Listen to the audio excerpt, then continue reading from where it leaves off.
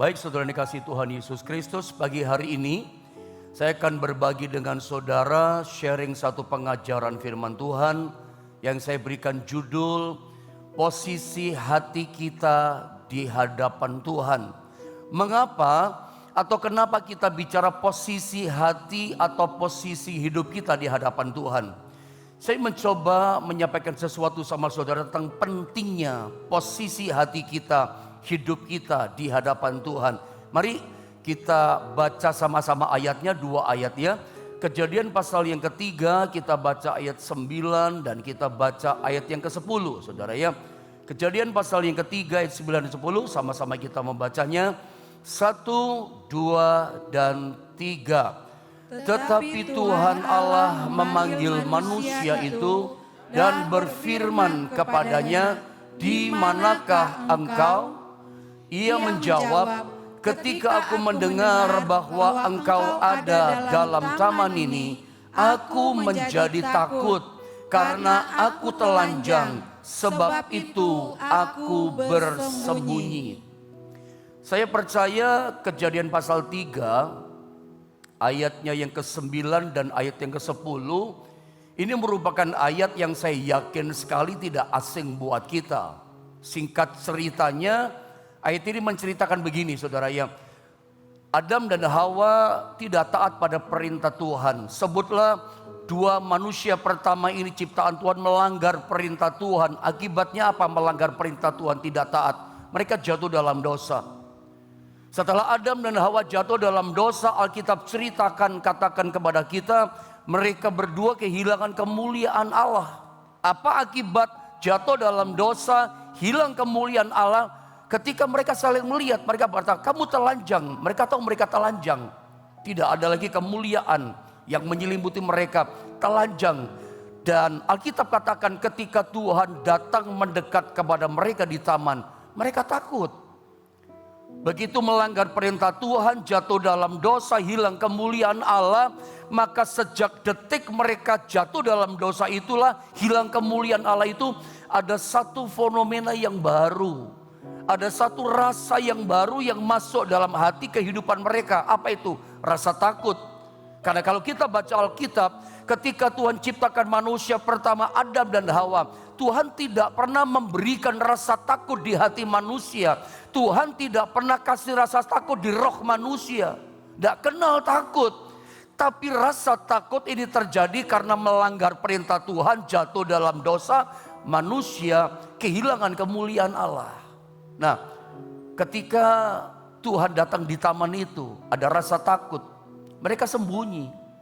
Ketika mereka sembunyi itulah di ayat yang ke-9, Kejadian pasal 3 ayat 9. Saya baca ayat 9 ya, dikatakan begini. Tetapi Tuhan Allah dikatakan memanggil manusia itu dan berfirman kepadanya. Sama-sama kita baca kalimat ini, pertanyaan ini, 2, 3. Di manakah engkau? Apakah selama ini saudara pernah berpikir? Apakah selama ini saudara pernah merenungkan kata atau kalimat yang berkata Tuhan bertata pada Adam, "Di manakah engkau?" Apa saudara pernah merenungkan atau berpikir selama ini? Ini adalah artinya menunjukkan posisi. Kalau pagi ini kata-kata ini firman Tuhan atau Tuhan secara pribadi, Tuhan nyatakan, tanyakan kepada kita, "Di manakah engkau?" Itu artinya Tuhan bertanya di mana posisi kita hari ini di hadapan Tuhan. Di mana posisi kita? Sebab ketika Adam jatuh dalam dosa, pertanyaan ini yang Allah katakan, tanyakan kepada Adam, "Di manakah engkau Adam?" Tuhan bertanya, "Di mana posisimu?" Saya coba menyampaikan satu pengajaran firman kepada Anda tentang pentingnya posisi kita di hadapan Tuhan. Hari-hari ini ada banyak orang Kristen, menurut saya tidak sedikit ya. Dalam pengamatan saya melihat hari-hari ini ada banyak orang Kristen karena masalah yang dihadapi gitu ya. Karena tindasan-tindasan kesulitan, penderitaan yang dialami, yang menekan hidupnya kah, rumah tangganya kah, atau masalah yang terjadi dalam ekonomi, bisnis, usaha, atau pekerjaannya. Tidak sedikit loh. Banyak orang karena masalah kesulitan yang dihadapi berkata, Tuhan sudah tinggalkan saya. Betul apa tidak? Hari ini saya melihat, saya mengamati ada banyak orang Kristen, ada banyak orang yang percaya kepada Tuhan. Dalam iman percaya kepada Tuhan, mereka bisa berkata begini, berprasangka begini, Tuhan sudah tinggalkan saya. Tuhan sudah jauh dari saya. Merasa Tuhan jauh.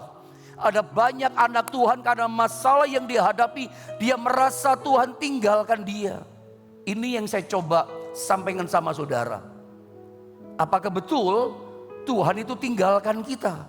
Apa benar Tuhan itu udah jauh dari kita? Mari saya tunjukkan ayatnya supaya clear, supaya jelas.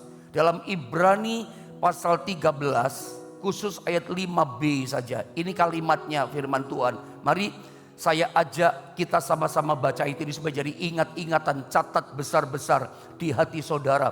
Apa benar Tuhan tinggalkan kita? Mari kita lihat, mari kita baca. Ya, Ibrani pasal 13 ayat 5b, 2 dan 3. Aku sekali-kali tidak akan membiarkan engkau, dan aku sekali-kali tidak akan meninggalkan engkau. Ini ayatnya.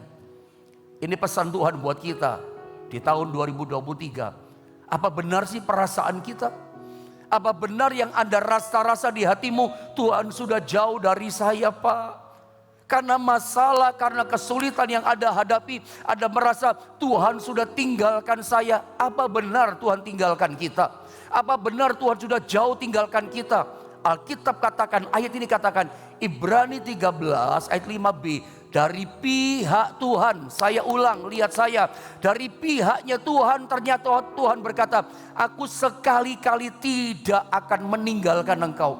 Ini Tuhan loh yang berkata. Ini firman Tuhan yang berpesan kepada kita bahwa ternyata kita yang salah, perasaan kita yang keliru. Ternyata ayat ini berkata, dari pihaknya Tuhan, Tuhan tidak pernah tinggalkan kita. Jangankan 2 kali, aku ini sekali-kali, sekali saja Tuhan berjanji kepada kita, Dia tidak pernah tinggalkan kita. Meskipun kita dalam persoalan, meskipun kita dalam kesulitan. Ini perasaan kita yang salah. Makanya saya mau kasih nasihat sama saudara sebagai seorang hamba Tuhan. Anda dalam hidup iman Kristen yang percaya kepada Tuhan, jangan bangun iman percaya kita kepada Tuhan berdasarkan perasaan. Saya ulang ini ya. Jangan bangun hidupmu, imanmu dengan prasangka perasaan. Bangunlah iman Kristen kita berdasarkan apa kata Tuhan tentang kita. Apa kata firman Tuhan, apa kata janji-janji Tuhan, rencananya tentang kita. Bangunlah hidup kita atas perkataan Tuhan, bukan perasaan kita. Saya khawatir ketika Anda membangun iman Kristenmu, percayamu kepada Tuhan, dibangun berdasarkan perasaan kita, Anda akan diombang-ambingkan oleh perasaanmu. Saudara akan dipermainkan oleh perasaan. Gak selamanya gitu loh perasaanmu benar. Gak selamanya perasaan saya benar. Makanya jangan bangun iman Kristen kita berdasarkan perasaan. Nanti Anda dipermainkan. Bangunlah hidup iman Kristenmu berdasarkan apa kata Tuhan tentang hidup kita. Apa kata firman Tuhan rencananya tentang hidup kita. Itu yang benar.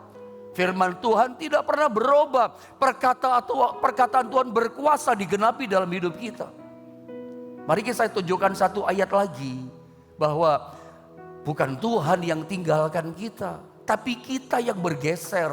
Mari kita lihat. Saya baca ayat ini ya. Yesaya di pasal yang ke-1. Saya baca ayat yang ke-4 saudara ya. Begini kata firman Allah. Celakalah bangsa yang berdosa, kaum yang syarat dengan kesalahan, keturunan yang jahat-jahat, anak-anak yang berlaku buruk. Perhatikan kalimat yang B ini.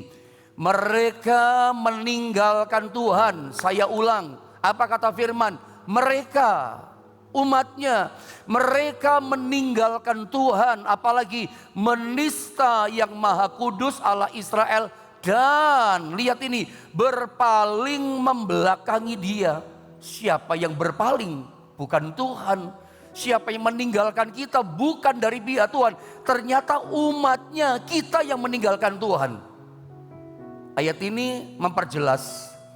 Jadi rupanya ada banyak orang Kristen, ada banyak di antara kita. Awalnya kita punya keintiman dengan Tuhan.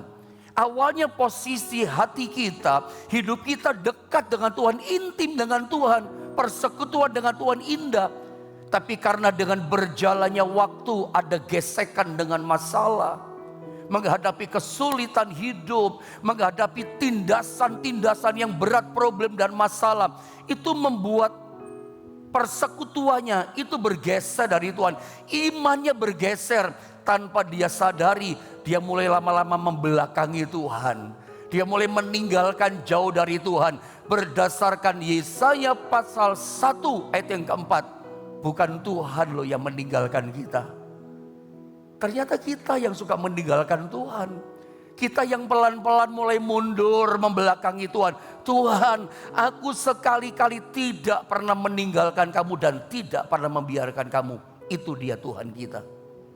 Jangan berprasangka salah. Itu perasaanmu. Bangunlah iman kita berdasarkan kata firman, kata Tuhan tentang hidup kita. Dia setia. Terima ini sebagai satu kebenaran. Jadi saya mau berkata sebetulnya pagi ini, apapun kesulitan yang sedang Anda hadapi, berat Pak masalah saya Pak. Mungkin saya tidak seperti Anda yang saya menghadapi, mungkin berat memang masalah saudara. Tapi tetap tidak berubah saya katakan bahwa begini, Tuhan tidak pernah tinggalkan saudara. Dalam proses hidupmu yang berliku, rasanya jalannya curam dan turun keadaan saudara. Tetap saya mau katakan dia Immanuel yang beserta dengan kita. Pegang Ibrani 15. Ibrani pasal 13 ayat 5b. Aku sekali-kali tidak pernah meninggalkan kamu. Pegang ini ayat. Terima ini sebagai satu kebenaran. Nah mari dengan cepat. Saya akan bawa saudara, berbagi dengan saudara tentang 3 poin penting. Tentang pentingnya posisi. Mengapa sih posisi kita mesti dekat sama Tuhan? Pentingnya posisi apa? Kita gak boleh tinggalkan Tuhan. Jangan pernah menjauh dari Tuhan. Apa sih pentingnya posisi kita dengan Tuhan? Saya bagi yang pertama. Posisi kita dengan Tuhan itu menentukan rasa aman. Ini pesan penting buat kita. Kalau hari ini saudara mulai merasa takut, mulai merasa cemas, itu menunjukkan posisi kita gak dekat sama Tuhan. Udah mulai jauh. Mari kita baca ayatnya. Ayat yang tidak asing ya buat kita. Dalam Mazmur pasal 62 ayat yang kedua. Ini kata-kata kalimatnya. Mari sama-sama kita membacanya. 1, 2, dan 3. Hanya dekat Allah saja aku tenang. Daripada nyala keselamatanku. Apakah saudara sependapat dengan saya? Setuju dengan saya? Kalimat kata-kata firman Allah, perkataan seorang Daud gitu loh. Ketika dia berkata dalam Mazmurnya berkata begini, hanya dekat Allah saja aku tenang. Dan hasil kedekatan itu apa? Daripada nyala keselamatanku. Apakah Anda setuju kalau saya katakan kepada Anda bahwa kalimat yang berkata hanya dekat Allah saja, ini bicara posisi kita dengan Tuhan. Dekat dengan Tuhan itu bicara posisi. Dan ternyata posisi hati kita, posisi hidup iman kita yang dekat dengan Tuhan, intim dengan Tuhan, itu menentukan rasa tenang di hati kita. Ini penting. Jadi saya mau tembak langsung saja. Saya mau bongkar saja kehidupan setiap kita. Kalau ada di antara kita pagi ini, saya terus terang berkata, engkau dikuasai ketakutan. Engkau mulai merasa tidak aman. Karena kedekatan kita dengan Tuhan menentukan rasa aman kita. Kalau ada di antara hidupmu merasa dikejar-kejar oleh masalah, merasa nggak aman gitu loh. Merasa takut hidup kita. Ada sesuatu yang mencemaskan kita. Dikejar oleh masalah. Ini tanda-tanda posisi kita gak dekat sama Tuhan. Karena Alkitab yang berkata, firman yang berkata, hanya orang yang dekat Allah saja hatinya tenang. Bahkan dia akan mengalami keselamatan, pertolongan daripada Tuhan. Orang yang dekat dengan Tuhan itu aman, tenang. Dia yakin Tuhan pasti selamatkan aku. Dia percaya Tuhan pasti tolong hidupku dan berikan jalan keluar dalam hidupku. Kunci pentingnya adalah posisi kita mesti dekat sama Tuhan. Jadi hari ini kita belajar sesuatu. Posisi dekat dengan Tuhan itu menentukan rasa aman, membuat hati kita tenang. Memang ajaib. Tentu saja pada poin pertama yang saya bagi sama saudara tentang posisi dekat, itu membuat rasa tenang dan aman dalam hati kita. Yang saya ajarkan tentu saya alami. Sebab sepanjang pengajaran firman yang saya bagi sama saudara, itu sesungguhnya pengalaman hidup pelayanan saya dengan Tuhan. Ya, memang ajaib ya. Saya boleh berkata memang aneh. Sekalipun kita punya masalah, mungkin tadi sebelum kita datang dekat sama Tuhan, ya, duduk diam di kaki Tuhan, berdoa menyembah Tuhan, itu kan gambaran mendekat sama Tuhan. Mungkin tadinya kita dikuasai kecemasan karena dihantam masalah. Tadinya kita mulai tanda tanya, kita mulai bimbang, kita mulai takut. Tapi ajaib loh, begitu kita duduk diam di kaki Tuhan, kita dekatkan hati kita dengan hati Tuhan. Kita mulai menyembah Tuhan, kita mulai serahkan hidup kita kepada Tuhan. Aneh bin ajaib, amazing, luar biasa ajaib. Itu tiba-tiba ketakutan itu hilang. Yang saya rasakan tiba-tiba cemas itu terangkat. Yang ada hati itu jadi tenang, takutnya hilang. Ajaib. Dan itu mengalir ketika kita duduk diam dekat di kaki Tuhan. Kenapa bisa begitu? Kalau ada tanya, hadiratnya Tuhan yang turun. Saudara, ketika saya berkata hadirat Allah, itu bicara pribadinya. Kalau kita bicara berkat, itu bicara perbuatannya, urapan Allah, kesembuhannya, mujizatnya. Itu bicara perbuatannya, kuasanya yang diberikan pada kita. Itu bicara perbuatan tangannya sama kita. Tapi kalau kita bicara hadirat Allah yang mengalir, yang membuat hati tenang, hadirat Allah itu bicara pribadinya yang datang. Kuasa itu dia keluar dari hadirat Allah. Kita suka mendengar, urapi kami Tuhan. Urapan itu dapat menyembuhkan. Urapan Allah yang turun sama kita itu dapat memberikan jalan keluar. Itu kelihatan gitu loh urapan. Anda diberkati, sakit jadi sembuh, itu pekerjaan urapan. Tapi tahukah Anda, urapan Allah itu mengalir dari pribadinya, hadiratnya yang datang. Makanya saya pernah ajarkan, yang kita kejar bukan urapannya, yang kita kejar bukan kuasanya atau mujizatnya, pribadinya yang kita mesti kejar. Pribadinya itu bicara hadiratnya. Kapan pribadinya datang sama kita?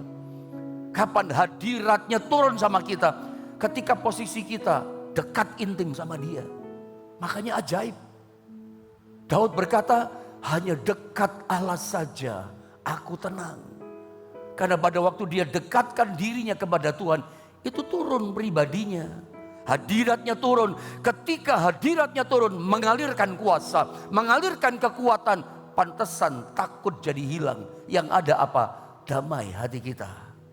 Yang ada tenang hati kita.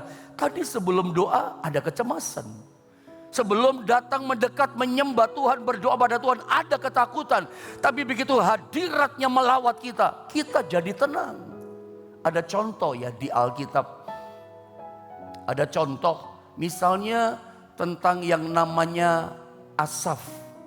Nanti kita lihat di poin kedua. Tadinya dia begitu cemas, kok hidupku sial hidup. Tapi begitu dia dekat sama Tuhan, dia menjadi tenang. Nah, saya berharap firman Allah pada poin pertama ini boleh menjadi kekuatan buat kita. Tidak ada cara lain. Sayangnya begini ya, koreksi saya ya. Buat kehidupan kita bersama sebagai orang Kristen. Ada banyak di antara kita itu rasa tenang kita itu gantungkan, taruhkan di uang yang kita punya. Ada banyak di antara kita rasa tenang kita itu kita taruhnya di kekayaan kita, di koneksi kita, kenalan-kenalan kita, pejabat yang hebat-hebat itu. Kita taruh rasa tenang kita pada yang bersifat materi seperti itu. Dan saya harus beritahu pada saudara, sesungguhnya rasa tenang yang sejati itu datang dari hadirat Tuhan. Bergantungnya harusnya kepada pribadi Tuhan.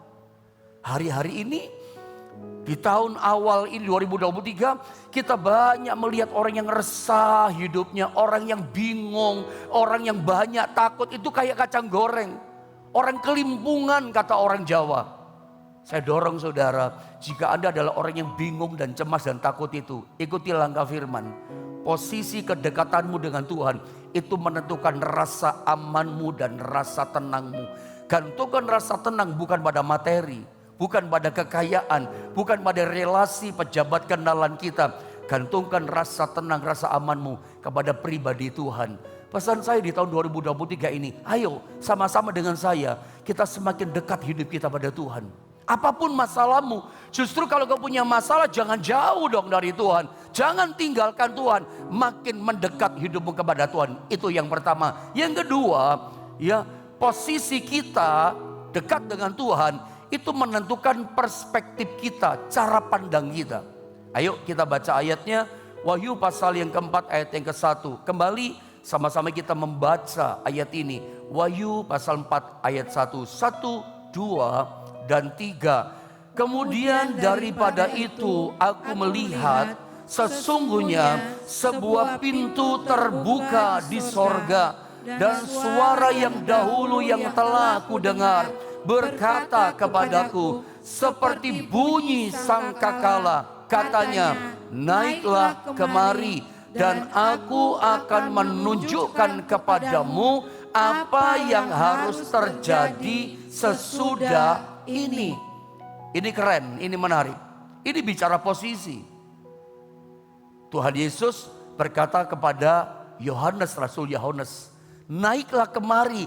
Aku akan menunjukkan, terjemahan lain, aku akan memperlihatkan kepadamu apa yang harus terjadi sesudah ini.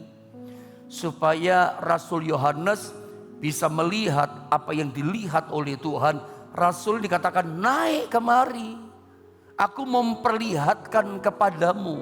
Gambaran sederhananya seperti saya pagi ini.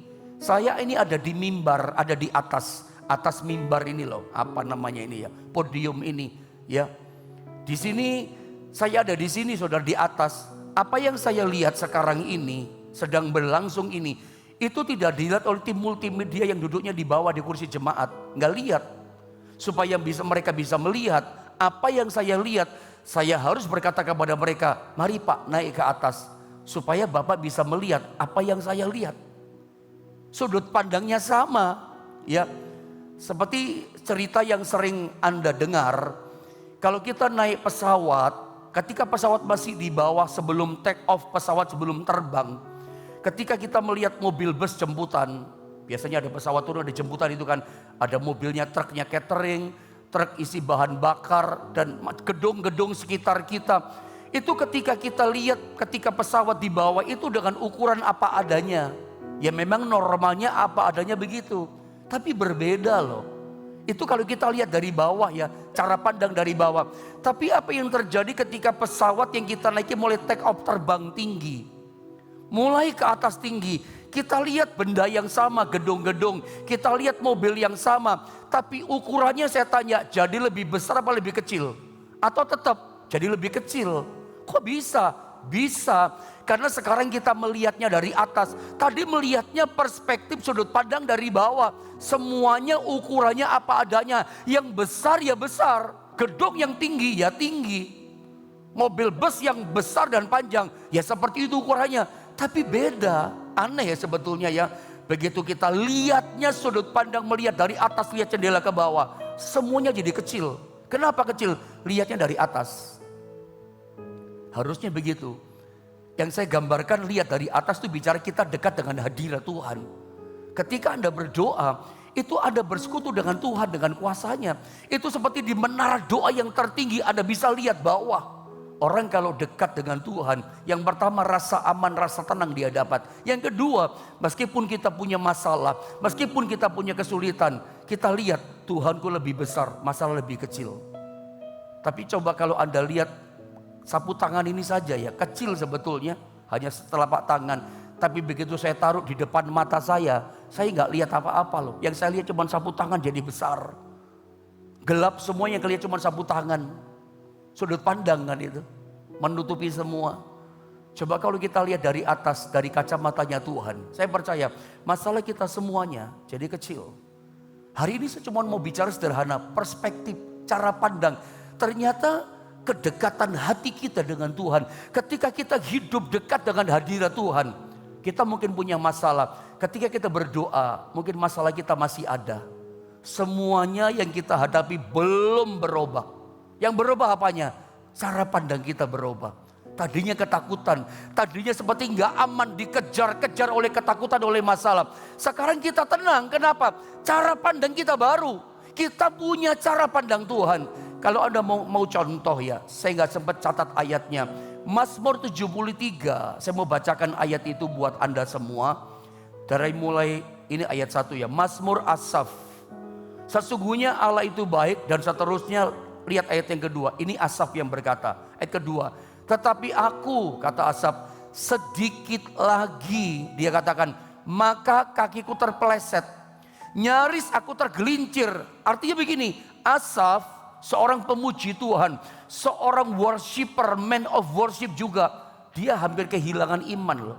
Hampir tergelincir, jatuh imannya, hampir pecah jatuh imannya. Ini pengakuan dia. Kenapa hampir kehilangan iman si Asaf, pemuji Tuhan, orang yang dekat dengan Tuhan. Lihat terus saya baca ya, ayat yang ketiga. Sebab aku cemburu, iri hati gitu loh ceritanya. Penyakit akhir zaman itu iri hati.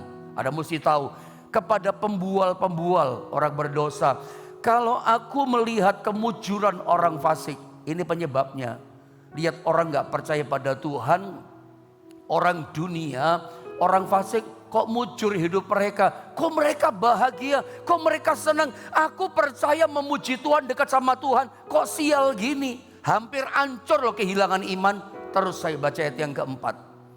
Sebab kesakitan tidak ada pada mereka. Ngelihat orang kok sehat dan gemuk tubuh mereka. Kok aku ngalami sial, kok banyak masalah. Saya baca terus ayat yang kelima. Mereka tidak mengalami kesusahan manusia. Ini kalau kita lihat orang dunia ya, kayak gitu ya. Rasanya timbul iri hati, cemburu. Kok aku sial, kok aku susah. Mereka tidak percaya kok ngalamin ini. Kita kayak Asaf. Kalau kita melihat dengan cara pandang ini, hancur iman kita. Semuanya akan kehilangan iman. Dan mereka tidak kena tulah seperti orang lain. Supaya waktunya cukup ya. Saya langsung masuk di ayat 17. Coba tolong dulu ayat 17. Kapan dia berubah? Tadinya hampir tergelincir iman. Tadinya kok mereka gemuk segar, hidupnya sehat, mujur rezeki banyak. Hampir-hampir tergelincir, kehilangan iman. Kapan pandangannya berubah? Ketika dia masuk ke tempat kudusnya Tuhan. Ketika posisinya dekat sama Tuhan. Saya baca 17, 18, 19. Perhatikanlah ayat ini. Ini yang kita mesti kerjakan. Sampai aku masuk ke dalam tempat kudus Allah. Dan memperhatikan kesudahan mereka. Ketika dekat dengan Tuhan posisinya, maka dia punya cara pandang Tuhan. Semuanya berubah. Lihat ayat 18. Sesungguhnya terbuka sekarang.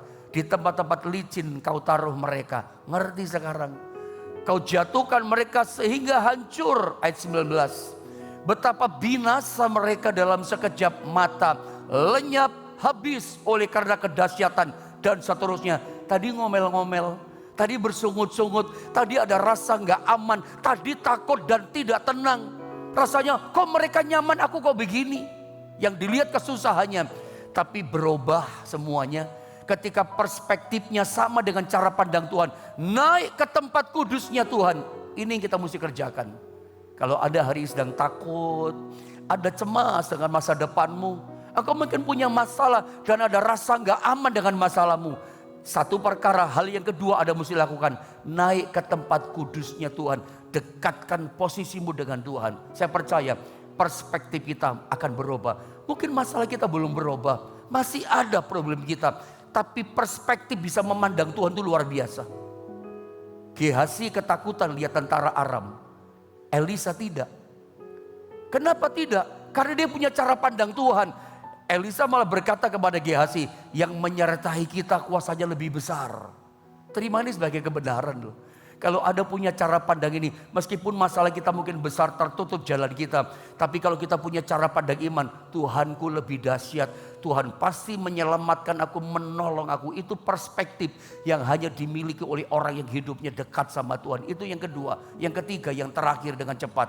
Yang ketiga ini saudara ya, posisi kita dengan Tuhan itu menentukan kepahitan atau tidaknya hidup kita. Dengan cepat sama-sama kita baca Ibrani 12 ayat 5 lalu kita selesai.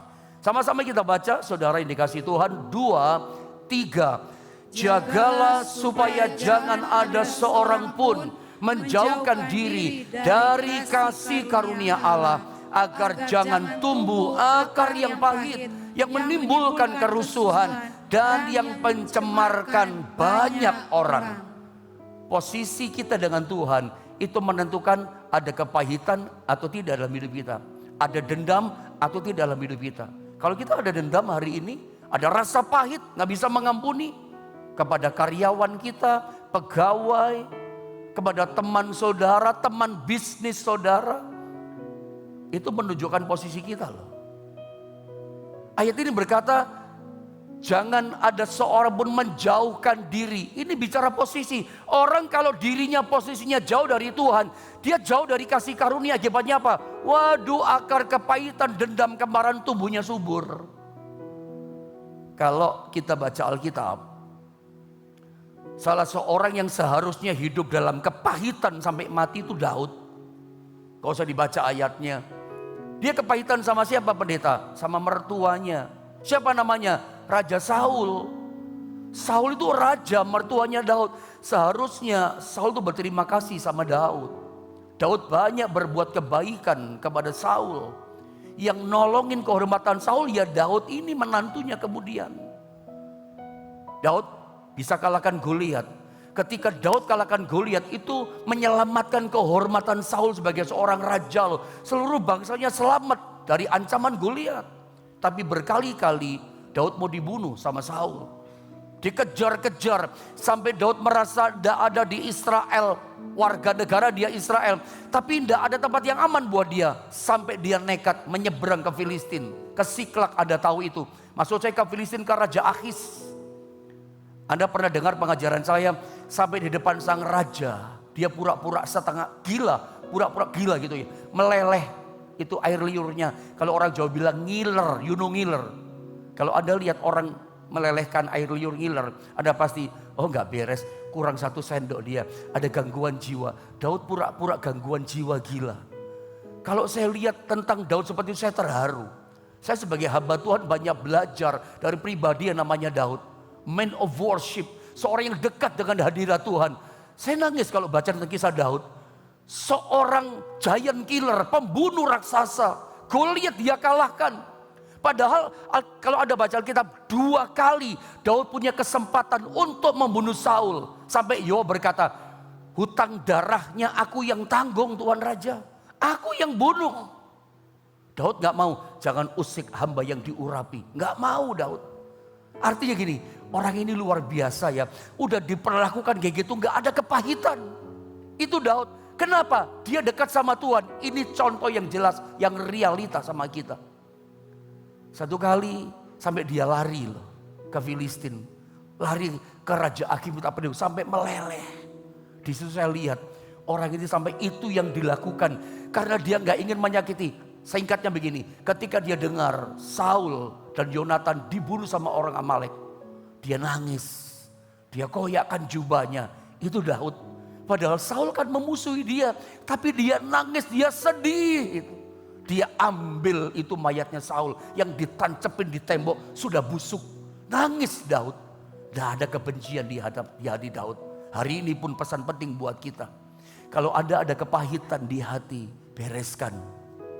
Kepahitan dengan sekitar kita, dengan orang sekitar kita memang tak terhindarkan, tapi bisa diselesaikan dalam nama Yesus. Anda dengan kekuatanmu, kau tidak akan bisa kau melepaskan pengampunan, melepaskan kepahitan dari hatimu. Caranya cuma satu, engkau mesti naik, bergeser, dekatkan hidupmu dengan Tuhan. Yang pertama, dekat dengan Tuhan posisi membuat kita aman. Masalah tidak akan menakutkan kita karena kita percaya Tuhan pasti menyelamatkan kita. Hanya dekat Allah saja aku tenang. Dan yang kedua, ingat, kedekatan kita dengan Tuhan. Bahkan yang ketiga itu penting ya, akar kepahitan itu tersingkir dari kehidupan kita. Bahkan yang kedua, kita punya perspektif yang luar biasa. Aku percaya Tuhanku menyertai aku. Terima kebenaran ini bahwa Tuhan tidak pernah meninggalkan kita. yang merasa Tuhan tinggalkan. Enggak, justru kita seringkali bergeser. Mari kita belajar sama-sama melakukan kebenaran firman Tuhan ini. Hanya dekat Allahku